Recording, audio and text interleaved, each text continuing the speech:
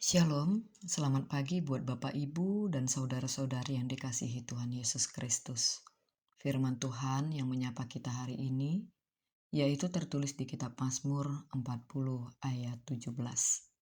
Biarlah bergembira dan bersukacita karena Engkau, semua orang yang mencari Engkau.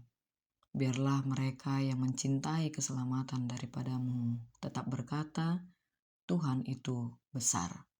Demikianlah firman Tuhan. Bapak, Ibu, Saudara, jangan tunggu keadaan baik baru memuji Tuhan. Carilah Dia, maka sukacita akan datang menyusul. Mazmur 40 merupakan mazmur ucapan syukur dan ratapan Daud. Daud menulis mazmur ini pada masa pergumulan rohani dan tekanan hidup yang berat.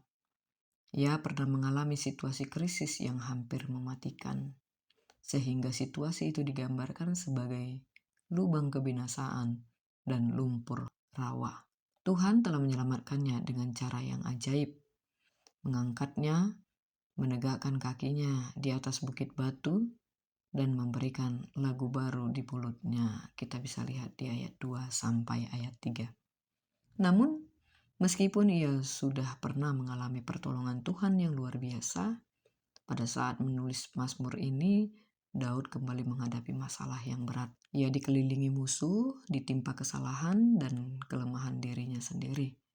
Pengalamannya yang selalu diselamatkan Tuhan itulah yang memotivasi Daud untuk mengajak seluruh umat bergembira dan tetap bersukacita. Ungkapan ini bukan sekadar pujian biasa, melainkan pengakuan iman yang terus-menerus, bahkan ketika keadaan sulit. Daud ingin keselamatan yang ia alami secara pribadi menjadi berkat dan sukacita bagi banyak orang. Sehingga ia berdoa agar setiap orang yang mencari Tuhan boleh merasakan sukacita yang sejati. Sukacita yang berasal dari hubungan dengan Allah, bukan dari keadaan yang baik-baik saja. Siapakah yang dikatakan pemazmur? Semua orang yang mencari Tuhan. Kalimat ini menunjuk pada komunitas orang percaya yang secara aktif mencari hubungan dengan Allah. Bukan hanya orang yang sedang susah, tapi semua orang yang punya kerinduan rohani. Kedua, bergembira dan bersukacita karena Engkau. Sukacita yang dimaksud di sini bukan sukacita sementara yang bergantung pada keadaan, melainkan joy in God, sukacita di dalam Tuhan. Sukacita yang berpusat pada kehadiran dan karakter Allah. Siapakah mereka yang mencintai keselamatan Tuhan? Ini menunjuk kepada orang-orang yang menghargai dan mengasihi karya keselamatan Tuhan, baik keselamatan fisik maupun rohani. Kenapa mereka harus mengatakan Tuhan itu besar, Bapak Ibu?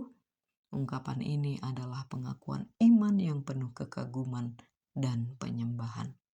Kata tetap di sini menunjukkan sikap yang terus-menerus bahkan di tengah kesukaran.